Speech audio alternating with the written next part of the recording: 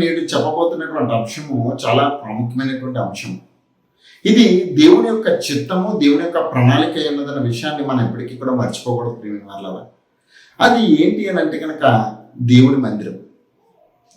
దేవుని మందిరం అనగానే మనకు గుర్తొచ్చేది ఏంటంటే, ఇప్పుడు ఎవరన్నా సామాన్యంగా అడిగితే గుడికి ఎందుకు వెళ్తున్నారు, లేదంటే చర్చికి ఎందుకు వెళ్తున్నారు, లేదంటే మసీద్కి ఎందుకు వెళ్తున్నారు అంటే కనుక ఎవరన్నా అడిగితే సాధారణంగా చెప్పే సమాధానం ఏంటంటే ప్రశాంతత దొరుకుతుంది. మరి ఎక్కువగా పరిష్కారం కోసం నేను దేవుని సన్నిధికి వెళ్తున్నాను, నాకు ఉన్నటువంటి అనేకమైనటువంటి ప్రశ్నలకు సమాధానం దొరికే ఏకైక స్థలం ఏదన్నా ఉంది అని అంటే కనుక అది దేవుని మందిరం అని చెప్పేసి చాలా మంది దేవుని మందిరాన్ని తొక్కుతూ ఉంటారు ప్రేమ వాళ్ళ. చాలా మంచి విషయం కూడా, అది చాలా మట్టికి అంగీకార యోగ్యమైనదని కూడా చెప్పాలి ప్రేమ వాళ్ళ. అయితే చాలా మంది దేవుని మందిరము అనగానే దేవునితో సహవాసము అని అర్థం వస్తుంది. దేవుని మందిరం అంటే కనుక దేవునితో ఉండే సహవాసము అని చెప్పేసి అనాది కాలం నుంచి మనం చూసుకున్నట్లయితే కనుక దేవుడు మనుషులతో సహవాసం కలిగి ఉండాలని కోరుకుంటున్నాడు. మనము ఆది కాలంలో ఆదాము దగ్గర మనం చూసుకున్నట్లయితే కనుక దేవుడు చల్లపోటు వేళ ఆదాము అవ్వల దగ్గరికి వచ్చి సమయాన్ని గడిపినట్టుగా మనం చూడొచ్చు. అనేక సందర్భాల్లో కూడా ప్రభువే ప్రత్యక్షంగా చెప్పాడు. ఏమని చెప్పాడు అంటే కనుక మీరు ఒక మందిరాన్ని కట్టండి, ప్రత్యక్షపు గుడారము లేదంటే మన మందిరాన్ని కట్టమని ప్రభువే వారికి సెలవిచ్చినట్టుగా మనం చూడొచ్చు ప్రియమైన వాళ్ళ. ఒకసారి ఆలోచిద్దాం. ఇశ్రాయేలీలు అప్పటికి కూడా ఐగుప్తు నుంచి బయటకు వచ్చారు. బయటకు వచ్చినట్టునే వాళ్ళు దేవుడికి బలి అర్పించడానికి వెళ్తానని చెప్పినప్పుడు ఒప్పుకోకపోతే అనేకమైనటువంటి సూచక్రియలు అన్ని జరిగించిన తర్వాత వారందరూ కూడా పాలు తేనెలు ప్రవహించు దేశానికి నడుస్తుండగా దేవుడు వారికి ఒక మోషేని పిలిపించి మోషేతో చెప్తున్నారన్నమాట, ఇదిగో మీరు నా కొరకు ఒక ప్రత్యక్ష గుడారాన్ని కట్టమని. అదే ఒకసారి మనం చూద్దాం. బైబిల్లో లేవీయులకు రాసినటువంటి గ్రంథము, అందరూ కూడా జాగ్రత్తగా వినండి, చాలా ఇంపార్టెంట్ అయింది. లేవీలో రాసినటువంటి గ్రంథం లేవీ కాండము 26వ అధ్యాయం మనం చూసుకున్నట్లయితే కనుక ఇక్కడ ఒక మాట చెప్తున్నాడు 11వ వచనంలో. ఏంటనంట, నా మందిరమును మీ మధ్య ఉంచెదను. ఇక్కడ దేవుడు చెప్తున్నాడు, నా మందిరాన్ని మీ మధ్య ఉంచెదను. ఎందుకు దేవుడు తన మందిరాన్ని వారి మధ్య ఉంచమంటున్నాడు? మీరు ఇశ్రాయేలు పాత నిబంధన అంతా చూస్తే ఇదొక దేవుని యొక్క ప్రత్యక్షపు గుడారం. దాని చుట్టూ కూడా 12 గోత్రాలకి కూడా వాళ్ళు ఎక్కడికి వెళ్ళినా సరే దీన్ని తీసుకుంటూ వీళ్ళు దాని చుట్టూ ఉంటున్నటువంటి సన్నివేశాలను మనం బైబిల్లో అనేకమైనవి చూడవచ్చు. దేవుని యొక్క ఉద్దేశం ఏంటంటే కనుక, ఇదిగో నేను వారి మధ్య ఉంటాను అన్నది మాట. మన 12వ వచనానికి వెళ్తే ఇక్కడ నేను మీ మధ్య నడిచెదను, మీకు దేవుడినై ఉందును. ఏంటంటే దేవుడు అంటున్నాడు ప్రత్యక్షపు గుడారు దేనికి గుర్తు అంటే కనుక దేవుడు మీ మధ్య ఉన్నాడు, దేవుడు మీతో నడుస్తున్నాడు అనడానికి గుర్తు. ఎంతకే ప్రత్యేకంగా చెప్పాలంటే మీరు దేవుడి యొక్క ప్రజలై ఉన్నారు అని చెప్పడానికి గుర్తు ఏదన్నా ఉంది అని అంటే కనుక అది దేవుని మందిరమే, ప్రత్యక్షపు గుడారమే. ప్రియమైన వాళ్ళ మనం ఆలోచిద్దాం. అసలు దేవుని మందిరము అనగానే మనకు గుర్తుకు రావాల్సింది ఏంటంటే కనుక దేవుని యొక్క ఉనికిని, దేవుని యొక్క ప్రత్యక్షతను మనం చూడొచ్చు. మరి ఎక్కువగా చూడాలంటే దేవుడికి మందిరాన్ని ఎందుకు కడుతున్నాం అంటే కనుక దేవుడిని గౌరవించడానికి, దేవుడు మన ఎడలో చేసినటువంటి మేలుకి కృతజ్ఞతాస్తుతులు చెల్లించడానికి ఇదిగో దేవుని మందిరం అవసరం ఉన్నది. మరి ముఖ్యంగా చెప్పాలంటే కనుక మన యొక్క సంస్కృతిని బయటకు వెల్లువింపచేసేది ఏదన్నా ఉందంటే కనుక అది దేవుని యొక్క మందిరమే, దేవుని యొక్క మందిరమే. మరి ఇంకా చెప్పాలనుకుంటే కనుక ఒక మంచి సమసమాజ స్థాపన జరగాలి ఎక్కడన్నా ఉంది అంటే కనుక అది దేవుని మందిరముతోనే, దేవుని యొక్క సమాజముతోనే సాధ్యమనడానికి మనము నిలువెత్తు నిదర్శనాలు నేటి ప్రపంచంలో మనం చూడొచ్చు. అంటే దేవుని మందిరం అనేది ఎలా ఉందని అంటే కనుక అనేకమైన వాటికి ఒక ప్రాణవాయువులా ఉందన్న విషయాన్ని మనం మర్చిపోకూడదు. దేవుని మందిరం గుర్తుపెట్టుకోండి ప్రియమైన వాళ్ళ. అసలు దేవుడి మందిరం అంటే దేవుడు ఉండే స్థలము, దేవుడి నివాసాన్ని ఉండదగినటువంటి స్థలము. అయితే ఈ దేవుడి మందిరము ఎక్కడ పడితే అక్కడ ఉంటాడా దేవుడు? ఎక్కడ పడితే అక్కడ ఉంటాడా? అందుకనే ఆయనకి ఎలాంటి వాతావరణం కావాలో, ఎలాంటి పద్ధతులు ఉండాలో, ఎలాంటి వస్తువులు ఉండాలని చెప్పేసి దేవుడే స్వయంగా చెప్పుకున్న నాకు ఒక ప్రత్యక్షపు గుడారాన్ని ఏర్పాటు చేయండి. ఆ గుడారంలో ఇన్ని ఉండాలి, ఇంత ప్రాంగణం ఉండాలి, ఇంత డిస్టెన్స్ ఉండాలి, ఒక్కొక్కటి కూడా ఇంత కర్ర ఇంత హైట్ ఉండాలి, లేదంటే కనుక దీన్ని 3 ప్రాంగణాల కింద చేయాలి, ఒకటి మొత్తం సమాజం అంతా ఉండడానికి ఒక పరిశుద్ధ స్థలము, లేదంటే అతి పరిశుద్ధ స్థలము అని చెప్పేసి అనేకమైన వాటిని మనం పాత నిబంధనలో చూడొచ్చు. దేన్ని పోలి ఉందంటే ప్రత్యక్షం కూడా ఒకసారి చూద్దాం ప్రియమైన వాళ్ళరా. ఏప్రిల్ రాసిన పత్రికలో ఒకసారి చూద్దాం. ఏప్రిల్కు రాసినటువంటి పత్రిక, ఏప్రిల్ రాసిన పత్రిక 8వ అధ్యాయము 5వ వచనం ఒకసారి చూద్దాం. ఏప్రిల్ రాసిన పత్రిక 8వ అధ్యాయము 5వ వచనంలో చూద్దాం ప్రియమైన. మోషే గుడారము ఏర్పరచబోయినప్పుడు దేవుడు ప్రత్యక్షపు గుడారాన్ని ఏర్పాటు చేయమన్నాడు. ఆ గుడారాన్ని ఏర్పాటు చేద్దామన్నది వచ్చినప్పుడు అక్కడ చెప్తున్నాడు వాడు దేవుడు, కొండ మీద నీకు చూపబడిన మాదిరి చెప్పిన సమస్తమును చేయుటకు జాగ్రత్త పడము. ఏంటంటే మోషే గారు కొండ ఎక్కినప్పుడు కొండ మీద నుంచి చూస్తున్నాడనమాట. నువ్వు కొండ మీద చూస్తున్నావు చూసావా, అది ఎలాగుందో అలాగే ఇక్కడ దింపానన్నమాట. అలాగుందో అలాగే చీటకు మాదిరి చెప్పిన చీటకు, అంటే ఛాయ కింద చీటకు, అంటే నీడ కింద చీటకు, లేదంటే కనుక డూప్లికేట్ చేయడానికి ఇదిగో నువ్వు జాగ్రత్త పడు అని దేవుని చేత హెచ్చరింపబడ్డాడంట. మామూలుగా చెప్పలేదంట, దేవుడు హెచ్చరించి చెప్పాడంట. ఎందుకు హెచ్చరించి ప్రభు చెప్పాడనంటే కనుక ఇదిగో తన యొక్క ఉనికిని చాటుకోవడానికి దేవుడు ఏర్పాటు చేసినటువంటి ప్రత్యక్షపు గుడారం ఇలా ఉండాలి అని ఎందుకు నిక్కచ్చిగా చెప్పాడంటే కనుక దేవుడు ఉండేది పవిత్రమైనటువంటి స్థలం. దేవుడు ఉండాలంటే కనుక ఒక అనువైనటువంటి స్థలాన్ని మనం ఏర్పాటు చేయాలి. ఎక్కడ పడితే అక్కడ ఉండడు దేవుడు. అందుకనే సమాజం రావడానికి ఒకటి, యాజకులు రావడానికి ఒకటి, ప్రధాన యాజకుడు సంవత్సరానికి ఒకసారి వెళ్ళడానికి ఒకటి అని చెప్పి 3 భాగాల కింద ఎందుకు ఏర్పాటు చేశాడంటే కనుక దానికి కూడా రీజన్ లేకపోలేదు ప్రియమైన వాళ్ళు. దేవుని సన్నిధిలోకి వచ్చి ప్రశాంతత కోసం, సమాధానం కోసం వచ్చిన వాడు ఎలాగ పడతాలో రాకూడదు, ఎవరు పడితే వాడు అక్కడికి వెళ్ళకూడదు, ఏది పడితే అది చేయకూడదు అని చెప్పేసి అనేకమైనటువంటి కట్టడాలు ప్రత్యక్ష గుడారం గురించి మనం రాయొచ్చు. దానికోసం ఒక ప్రత్యేక జనాంగాన్ని ఏర్పాటు చేశారు. ఆ పని చేయడానికి ప్రత్యక్షపు గుడారం యొక్క పని చేయడానికి ప్రత్యక్షంగా ఒక జనాన్ని ఏర్పాటు చేశారంటే కనుక దేవుడు దానికి అంత ప్రాధాన్యత ఇచ్చాడు అన్న విషయాన్ని మర్చిపోకూడదు ప్రియమైన వల్ల. దేవుని యొక్క సేవ, దేవుని మందిరంలో సేవ చేయడానికి ఒక గోత్రాన్ని ప్రత్యేకంగా ఎన్నుకున్నాడు అని అంటే కనుక దేవుడు ఎంత నిక్కచ్చిగా ఉన్నాడో, ఎంత క్రమబద్ధీకరణగా ఉన్నాడో, దేవుడు తనకు అనుకున్నటువంటి వాతావరణాన్ని ఎలాగ కలిగించుకుంటున్నాడు అన్న విషయాన్ని మర్చిపోకూడదు. మరి ముఖ్యంగా చెప్తున్నాను, ఇది ప్రత్యక్షం కూడా ఇక్కడ ఉంది చూసినా, అది ఏంటంట దేవుడు అతనికి చూపించాడంట.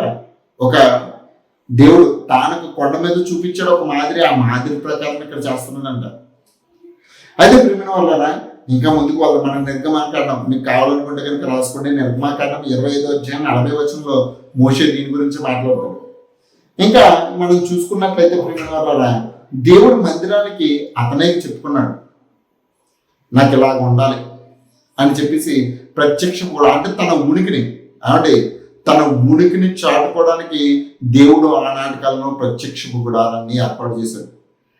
అయితే ఈ మందిరం కట్టిన తర్వాత కొంతకాలానికి ఆ ప్రత్యక్ష గుడారం చిరిగిపోవడము, దావీదు దాన్ని చూడటము, నన్ను గొర్రెల కాసుకునేవాడిని తీసుకొచ్చి నన్ను సింహాసనం మీద హెచ్చించినటువంటి ప్రభు గుడారము ఇలాగ చిరిగిపోయి ఉండడం ఏంటి, నేను నా దేవుడి కోసం ఒక మందిరం కట్టాలని చెప్పేసి ఒక స్థిర నివాసాన్ని ఏర్పాటు చేయాలని దావీదుకి వచ్చినటువంటి ఆలోచనే ఆయనాటి కాలంలో కట్టినటువంటి దేవుని మందిరం.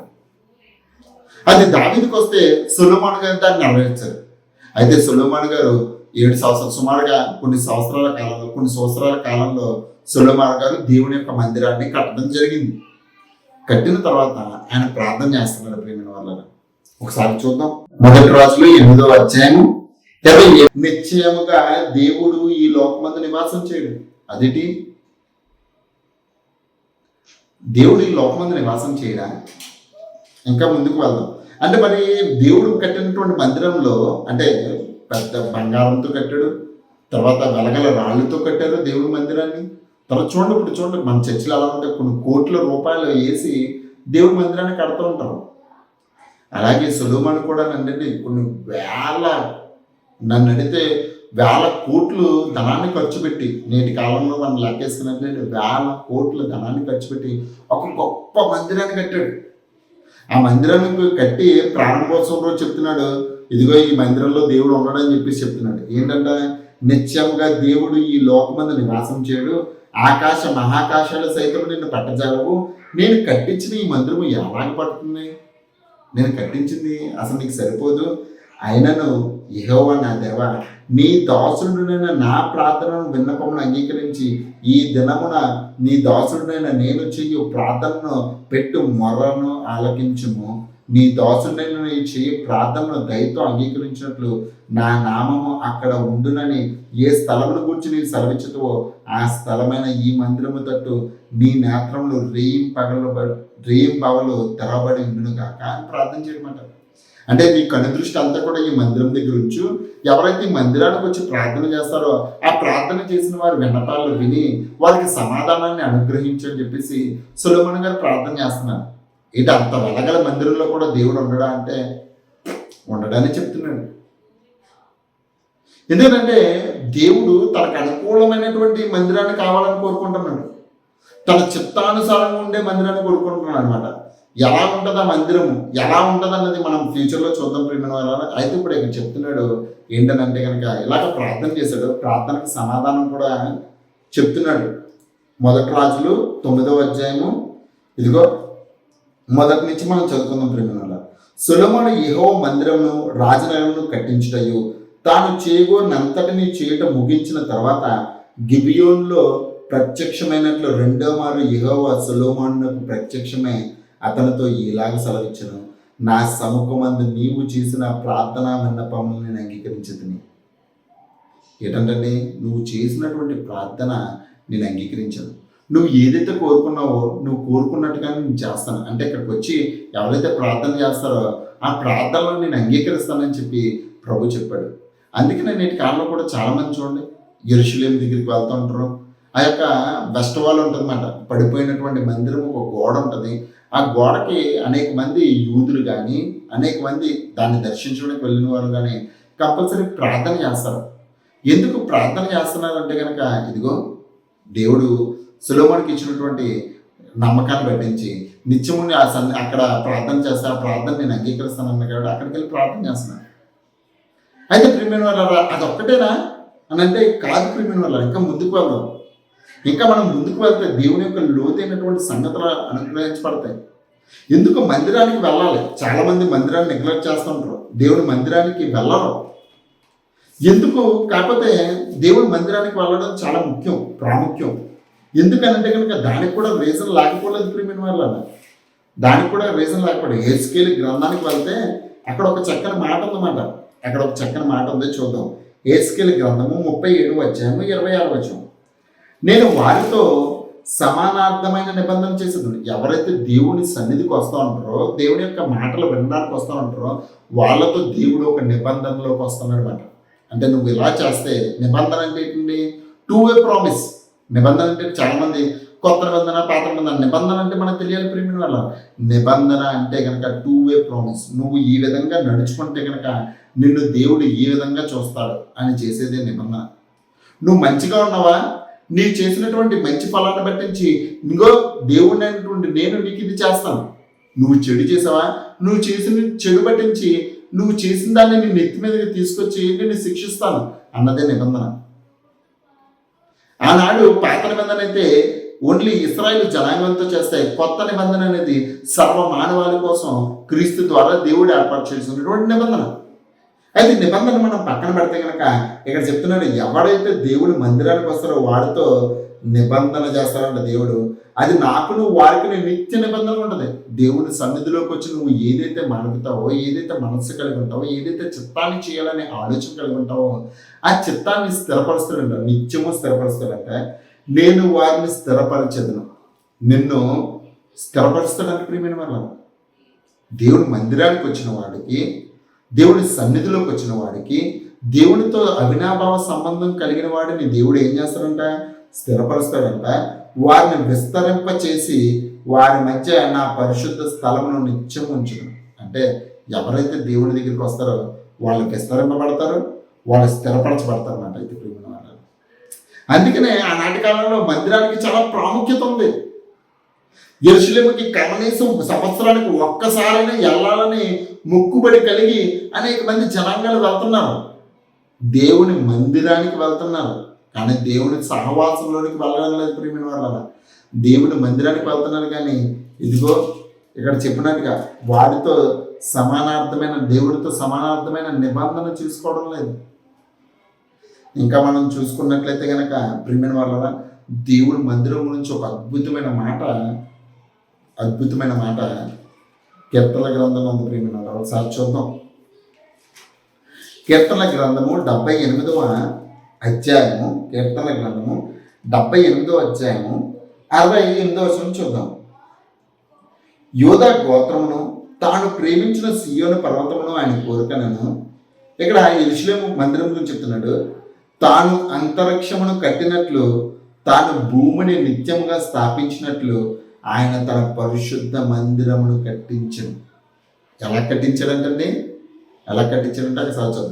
తాను అంతరిక్షమును కట్టినట్లు, ఎంతైతే అంతరిక్షం ఎంత గొప్పగా ఉంటుందని ప్రియమైన వాళ్ళు, సూర్యచంద్ర నక్షత్రాలతోని, తోకచుక్కలతోని, గ్రహాలతోని, ఉపగ్రహాలతోని, గ్రహ శకలాలతోని ఎంత గొప్పగా ఉంటుందండి. అంతరిక్షాన్ని చూస్తుంటే ఒక రకమైనటువంటి ఆనందభరితులం అవుతామే. అంటే దేవుని మందిరం ఎలా ఉందనంటే కనుక అలా ఉందంట. అంతరిక్షాన్ని కట్టినట్లు తాను భూమిని నిత్యముగా స్థాపించడం. భూమి ఎంత గొప్పగా ఉంటుందండి ప్రియమైన వల్ల. ఎన్ని అద్భుతాలు ఉన్నాయి, ఎన్ని అద్భుతాలు ఉన్నాయండి ప్రియమైన వల్ల. ఎన్ని అద్భుతాలు.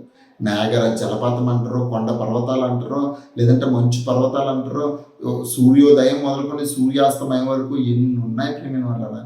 ఎన్ని మొక్కలు మనకు సంతోషాన్ని కలిగించడం లేదు, ఎన్ని పక్షులు మనకి. భూమి అనేది ఒక అద్భుతం ప్రియమైన వల్ల. దేవుడు తన ప్రజ్ఞతో దాన్ని స్థితించాడు. దేవుడి యొక్క చేతి పనులు ప్రజ్ఞ. అందుకనే ఆశ్చర్యపోతారు ప్రియమైన వల్ల.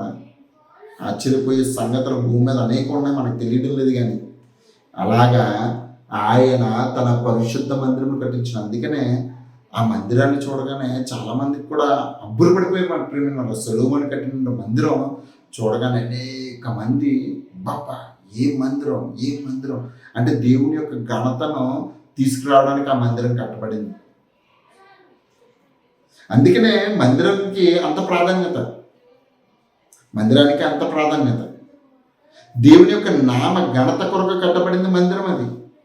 అక్కడ ఎవరైతే ప్రార్థన చేస్తారో, ఎవరైతే అక్కడికి వచ్చి విజ్ఞాపన చేస్తారో, ఎవరైతే సమాధానంగా ఉంటారో, దేవుడితో నిబంధన చేసుకుంటారో, దేవుడు వారిని విస్తరింప చేయడానికి ఒక స్థలాన్ని ఏర్పరిచాడు చూసినా. ఆ స్థలము ఇప్పుడు గొడవ జరుగుతున్నటువంటి ఇశ్రాయేలు భూభాగం, నిత్యము రక్తపాతాన్ని ఉడికిస్తున్నటువంటి భూభాగమే, వివాదాస్పదమైనటువంటి భూభాగమే. అందరూ కూడా నాకు కావాలని పాపులాడపడుతున్నటువంటి భూభాగమేది. ఒకళ్ళేమో మాదంటారు, ఇది మాదని చెప్పేసి అనేక మంది గొడవ పడుతున్నటువంటి ప్రాంతం. ఎందుకంటే అక్కడ ఆశీర్వాదం ఉందని చెప్పి దేవుడు చెప్పాడు కాబట్టి అందరూ మాకు అది కావాలని చెప్పి కోరుకుంటున్నారు. అయితే మందిరానికి చాలా ప్రాధాన్యత ఉంది. ఏమంటే నేను చెప్తుంది మన చర్చిల గురించి చెప్పడం లేదే. మందిరం అంటే అప్పుడు ఉన్నటువంటి ప్రత్యక్షపు గుడారము, మళ్ళీ ఆ తర్వాత సొలొమోను కట్టించినటువంటి దేవాలయం గురించి. ఆ దేవాలయం పడగొట్టబడింది. ఇక్కడి నుంచే మనకి అసలైనది స్టార్ట్ అవుతుంది ప్రియమైన వాళ్ళ. అసలైంది ఒకసారి చూద్దాం. మీకా గ్రంథానికి ఒకసారి వెళ్దాం ప్రియమైన వాళ్ళ. మీకా గ్రంథానికి మనం ఒకసారి వెళ్తే అక్కడ దేవుడి మందిరాన్ని ఎంత హైలైట్ చేసి చెప్పాడంటే కనుక ఇక్కడ ఒకసారి చూద్దాం. ఈ మందిరం గుర్తుపెట్టుకోండి, కీర్తనల గ్రంథం 78, 68, 69. తాను అంతరిక్షం కట్టినట్లు, భూమిని స్థిరపరిచినట్లుగా ఆయన తన పరిశుద్ధ మందిరమును కట్టించినాను కదా, అదొకటి గుర్తుపెట్టుకోండి. ఇక్కడ కూడా చూడండి ప్రియమైన వాళ్ళ, ఇక్కడ మరొక మాట చెప్తున్నాడు. మీకా గ్రంథము 4వ అధ్యాయము 1వ వచనం నుంచి.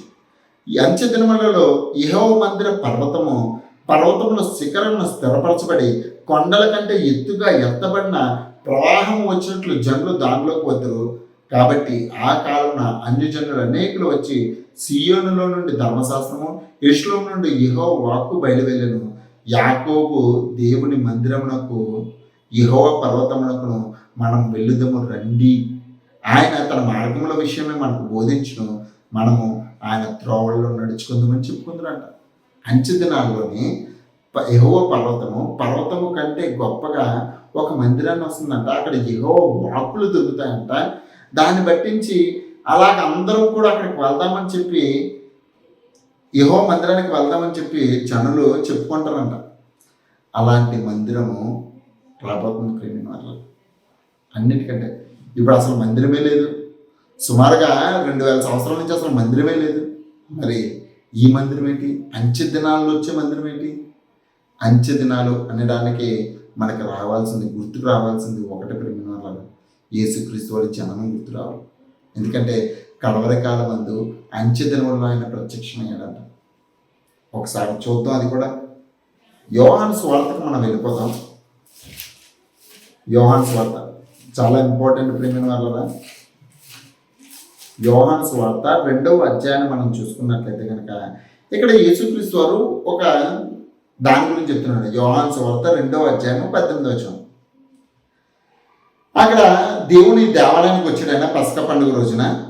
యెరూషలేముకు వెళ్ళి ఆ యెరూషలేములోని ఆ గొర్రెలు, మేకలు, ఈ పావురాలు, రోకలు అమ్ముతున్న వాళ్ళందరినీ ఒక తాడుతో కొట్టి అక్కడ వ్యాపారాలు జరుగుతున్న వ్యాపారాలు అంతటినీ చల్లా చెదురుగా చేసినట్టుగా మనము 2వ అధ్యాయం 13 నుంచి మనం చూడొచ్చు ప్రియమైన వాళ్ళ.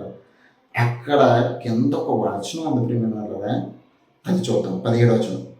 ఆయన శిష్యులు ఇక్కడ యేసుక్రీస్తు పౌరాల అమ్మవారితో, 16వ వచనం, పౌరాల అమ్మవారితో వీటిని ఇక్కడ నుండి తీసుకొని పొండి, నా తండ్రి ఇల్లు వ్యాపారపుటిల్లుగా చేయకూడని చెప్పాను. ఇక్కడ ఒక మాట ఉంది ప్రియమైన, తండ్రి ఇల్లు. ఆనాటి కాలంలో దేవుని ఇల్లుగా కొలబడింది ఏదన్నా ఉంది అని అంటే కనుక అదేంటనంటే కనుక మందిరమే. దేవుని ప్రత్యక్షం కూడా ఆయన ప్రార్థనలు, ఆయనకు అనుకూలమైనటువంటి వాతావరణం కలిగింది ఏదన్నా ఉందంటే కనుక ఆ మందిరమే. అందుకని ఆయన తన మీద కనుదృష్టి ఉంచుతానన్నాడు. ఇల్లు అంటే కనుక ఆ నివాసం ఉండేదని, అంటే దేవుడు వారి మధ్య ఉన్నాడనడానికి గుర్తే మందిరము ప్రేమ వల్ల. అయితే వారి మధ్య దేవుడు ఉన్నాడు ఆనాటి కాలంలో. అయితే యేసుక్రీస్తు వారు అన్నాడు, నీ ఇంటిని ఇక్కడ అన్నాడు ఎన్నింటిని తీసిపాడండి, నా తండ్రి ఇంటిని వ్యాపారటిగా చేశారనేటప్పటికీ ఆయన శిష్యులు అన్నారు, నీ ఇంటిని కూర్చున్న ఆసక్తి నన్ను భక్షించున్నది అని రాయబడినట్లు జ్ఞాపకం చేసుకుంటారు. ఇది శిష్యులకి ఎలా అర్థమైంది? అయితే యూదులు వచ్చి అడుగుతున్నామట. యూదులు, నీకు ఈ కార్యం చేస్తున్నావా? ఏ కార్యము? ఈ తాళ్ళు చేసి వీళ్ళందరినీ కొట్టి బయటికి పంపించేస్తున్నావా? అయితే ఈ అన్నిటిని నువ్వు ఎందుకు చేస్తున్నావు అని చెప్పేసి ఏ సూచక్రియను మాకు చూపేదని ఆయన అడగగా, నువ్వు ఏం చూపించావు నాకు? నువ్వు దేవుడి నుంచి పంపించబడ్డావని చూపించడానికి మాకు రుజువు ఏంటి, గుర్తు ఏంటి అని అడిగినప్పుడు అక్కడ చెప్తున్నాడు యేసు, ఈ దేవాలయమును పడగొట్టడి 3 దినములలో దానిని లేపుదనని వాడితో చెప్పాను. ఇది యేసుక్రీస్తు వారు ఇక్కడ ఉన్నటువంటి సందర్భం ఏంటంటే 2వ మందిరం. ఆల్రెడీ సొలొమోను కట్టినటువంటి మందిరం కూలిపోయింది, కూల్చేశారు. ఆ తర్వాత మళ్ళీ కూడా కట్టబడినటువంటి మందిరమే ఈ 2వ మందిరం. ఈ 2వ మందిరం కూడా చాలా గొప్పగా కట్టారు ప్రియమైన వాళ్ళ, చాలా గొప్పగా కట్టారు. గొప్పగా కట్టిన తర్వాత ఇక్కడ ప్రభు అంటున్నాడు ఏంటని అంటే కనుక, ఇదిగో ఈ మందిరాన్ని పడగొట్టండి, నేను దీన్ని 3 దినాల్లో లేపుతున్నాను. అంటే వాళ్ళ రియాక్షన్ చూడండి. యూదులు, ఈ దేవాలయము 46 సంవత్సరంలో కట్టిరే, నీవు 3 దినంలో దాన్ని లేపుదువా? అసలు అసాధ్యం కదా. అసలు 46 సంవత్సరాలు కట్టినటువంటి మా పితరులు కట్టినటువంటి దేవాలయాన్ని పడగొడితే ఇదిగో నువ్వు 3 దినాల్లో లేపుతావు. How is it possible? ఇంకా నువ్వు ఎన్ని ఇలాంటివి చెప్తున్నావు, ఇప్పుడు నువ్వు చెప్పిన మాటను పట్టించి మందిరాన్ని పడగొట్టమంటావేంటి అని చెప్పేసి అన్నప్పుడు వీళ్ళకి ఎలా అర్థమైంది? అయితే 21వ వచనం, అయితే ఆయన తన శరీరమైన దేవాలయాన్ని గురించి మాట చెప్పాను. ఏంటంటే అంటే దేవుడు అనుకూలమైనటువంటి మందిరాన్ని అంచె దినాల్లో పర్వతాల కంటే గొప్పగా ఎత్తుగా అనేక మంది వచ్చి దేవుని యొక్క వాక్కులు వినడానికి వెళ్దామని చెప్పుకునే మందిరం ఏంటంటే అనుకున్నారు? యేసుక్రీస్తు వారి ప్రియమైన వాళ్ళ. అందుకనే చేతి పని అయినటువంటి మందిరాన్ని పడగొట్టండి, ఇదిగో చేతి పని కాని మందిరాన్ని లేపుతానని అన్నాడు. 3 దినాల్లో నేను లేపుతానని అన్నాడు ప్రియమైన వాళ్ళ. దేవుడికి ఆరాధన ఎక్కడ జరగాలి? ఆరాధన ఎక్కడ జరగాలంటే కనుక దానికి కూడా చెప్తున్నాడు. యోహాను సువార్త 4:20 అక్కడ సమరయ స్త్రీ ఉంది. సమరయ స్త్రీ వచ్చి ప్రభువా ఆవిడ అడుగుతున్నమాట, మా పితరులు ఈ పర్వతం మంది ఆరాధించి, కానీ ఆరాధింపవలసిన స్థలము యెరూషలేములో ఉన్నదని మీరు చెప్పుదురని ఆయన తనగా యేసు ఆమె తిట్లను. అమ్మా, ఒక కాలం వచ్చిన్నది, ఆ కాలమందు ఈ పర్వతం మీదనైనను యెరూషలేము మీదనైనను తండ్రిని ఆరాధింపరు. నిత్యం ఉంచుతానన్నాడే, లేదంటే కనుక ఆ ప్రార్థనలు వింటానన్నాడే. ఎందుకనంటే కనుక ఇక్కడ మనం గమనించాలి. అంచె దినాన్న దేవుడు కట్టబోయే మందిరము యేసుక్రీస్తు వారి ద్వారా ప్రారంభమైంది. అందుకని ఇంకా భూమి మీద ఉన్నటువంటి ఈ మందిరాలకు సంబంధం లేదు. ఇంకా ఆరాధింపవలసిన స్థలము ఒక కాలం వస్తుంది, ఆ కాలం ఉంది ఈ పర్వతం మీదనైనా యెరూషలేము మీదనైనా మీరు తండ్రిని ఆరాధింపరు. నా మాట నమ్మము. మీరు మీకు తెలియని దాన్ని ఆరాధించేవారు, మేము మాకు తెలిసిన దాన్ని ఆరాధించేవారు. రక్షణ యూదుల్లో ఉంటే కలుగుతున్నది, అయితే యథార్థంగా ఆరాధించేవారు ఆత్మతోనూ సత్యముతోనూ తండ్రిని ఆరాధించే కాలం వస్తుంది. ఒక కాలం వస్తుంది, అది ఆత్మతోనూ సత్యముతోనూ ఆరాధించే కాలం, తండ్రికి నిజంగా కృతజ్ఞతాస్తుతులు చెల్లించే కాలం, తండ్రి సన్నిధికి మన ఆరాధన చేరే కాలము. మనము ఏ విధంగా నడుచుకోవాలి, దేవుని యొక్క వాక్కులు మనకు చేరువయ్యేటువంటి కాలము ఒక కాలం ఉంది. ఆ కాలాన్ని బట్టించి మనం మాట్లాడబోతున్నాం. అయితే ఆయన తన శరీరం దేవాలయం గురించి మాట్లాడతాం. యేసుక్రీస్తు వారు భూమి మీద ఉన్నప్పుడు ఒక అద్భుతమైన మాట చెప్పారు, నేను వెడలిపోవటం మంచిది. ఎందుకు నేను వెడలిపోవటం మంచిది అని అన్నాడు? ఆదరణకర్త అంటే పరిశుద్ధాత్మ మీ దగ్గరికి వస్తాడు. ఆత్మ చాలా అవసరం ప్రియమైన వాళ్ళ, పరిశుద్ధాత్మ మనకి చాలా అవసరం. ఈ పరిశుద్ధాత్మ వల్లనే మనము దేవునికి ఒక మందిరంగా మార్చబడతాం. ఒకసారి చూద్దాం, ఎఫీసీలకు రాసినటువంటి పత్రికలో ఒక మాట ఉంది. ఎఫీసీలకు రాసినటువంటి పత్రిక, ఏది పడితే ఏ దేహం పడితే ఆ దేహము ప్రభు దేవాలయంగా మారదు. దేవుడు ఎక్కడ పడితే అక్కడ ఉండడు ప్రియమైన వాళ్ళ. ఆయన ఉండడానికి అనుకూలమైనటువంటి వాతావరణం పరిశుద్ధమైనది, పవిత్రమైనది, నిత్యము ఆయనకు కృతజ్ఞతాస్తుతులు చెల్లించే ఒక మందిరం కావాలి. ఆ మందిరము భూమి మీద ఉన్నటువంటి మందిరం వల్ల అవ్వడం లేదు. దాన్ని ఏం చేశారంటే అపవిత్రపరిచాడు, దాన్ని నాశనం చేసేస్తున్నారు. కాకపోతే కనుక దేవుడు ఒక మాట చెప్తున్నాడు. ఎఫీసీలకు రాసిన పత్రిక 2:22 చూస్తుంటే ఇక్కడ దేవాలయం గురించి చెప్తున్నాడు. ఆయనలో 2:22 ఆయనలో మీరు కూడా ఆత్మ మూలముగా, ఇదిగో చూడండి, మీరు ఎప్పుడు దేవుడికి దేవాలయంగా మారతారంటే, దేవుడికి అనుకూలమైన స్థలంగా మీరు ఎప్పుడు మారతారంటే కనుక ఎప్పుడైతే ఆత్మ మూలంగా మీరు జీవిస్తారో అప్పుడు మీరు దేవునికి ఆలయంగా నివసిస్తారు ప్రేమ వల్ల. అందుకనే పరిశుద్ధాత్మ అనేది చాలా అవసరం. పరిశుద్ధాత్మ దేవుని ఆలయంగా మార్చేది నిన్ను. మరొకసారి చెప్తాను, దేవుని ఆలయంగా మార్చేది ఏదన్నా ఉంది అంటే కనుక ఇది పరిశుద్ధాత్మ. ఆ పరిశుద్ధాత్మ మూలంగానే దేవునికి నివాస స్థలమై ఉండేటప్పుడు కట్టబడుతున్నారు మీరు. ఎందుకు? దేవుడి సన్నిధికి. చర్చి మందిరం అంటే మంద వచ్చేది. ఈ మందంతా ఎందుకు రావాలనుకున్నా? దేవుడు ప్రత్యక్షము కూడా ఎందుకు పెట్టమని అనుకున్నాడు? అది ఛాయ, నిజస్వరూపం నీలోనికి తీసుకురావడానికి ఛాయగా ముందుకు తీసుకొచ్చాడు. ఎందుకంటే అంత పవిత్రత, అంత కల్మషం లేదు, నిత్యము బలులు అర్పించేది, లేదంటే కనుక సజీవ యాగంగా మన ముందుకు తీసుకురావడానికే ఇదిగో మన దేహాన్ని పవిత్రతలోనికి నడిపించడానికి ప్రత్యక్షం కూడా ఛాయగా ఉంది ప్రేమైన వాళ్ళ. మన్నికలుగా ప్రేమించిన మా ప్రియపల్ల కన్న తండ్రి, నీ పరిశుద్ధమైన నామానికి వేలాది వందనాలు, స్తుతులు, స్తోత్రములు చెల్లించుకొంచున్నాను తండ్రి. మీరు అనుగ్రహించినటువంటి సమయాన్ని బట్టించి, మీరు ఇచ్చినటువంటి ఈ దినాన్ని బట్టించి తండ్రి, మీ నామానికే కృతజ్ఞతాస్తుతులు చెల్లించుకొంచున్నాను తండ్రి. ఎన్నికలైనటువంటి నన్ను నిలబెట్టి మీరు మాట్లాడిన విధానాన్ని బట్టి ప్రత్యేకమైన వందనాలు తండ్రి. తండ్రిని బిడ్డలైన వారికి సెలవిచ్చండి తండ్రి. మందిరానికి ఉన్నటువంటి ప్రత్యేకత, యేసుక్రీస్తు వారు మందిరానికి ఆయనకు పడినటువంటి తాపత్రయాన్ని చూస్తే, మేము ఎంత పవిత్రతలోకి రావాలన్నదో, మేము దేవుని యొక్క ఇంటిగా మార్చబడాలన్నటువంటి సంగతిని మేము గురి ఎరగడానికి కృపను అనుగ్రహించమని వేడుకొంచున్నాం తండ్రి. నీ ఆత్మ ద్వారా మీకు అనుకూలంగా మా దేహాలను మార్చమని వేడుకొంచున్నాం తండ్రి. ఎంతమంది అయితే ప్రియులు ఉన్నారో వారందరినీ కూడా దీవించండి. వారు నీ యొక్క మందిరముగా కట్టబడడానికి వారంతటా వారు అనుకూలంగా పరచమని వేడుకొంచున్నాం తండ్రి. సజీవంగా మేము అందరం కూడా మీ సన్నిధికి చేరడానికి సహాయాన్ని అనుగ్రహించమని ఈ చిన్న ప్రార్థన నీ పాద సన్నిధికి చేర్చుకోమని క్రీస్తు దివ్యనామంలో అడుగుచున్నాం తండ్రి. ఆమె. అందరికీ వందనాలండి. Thank you.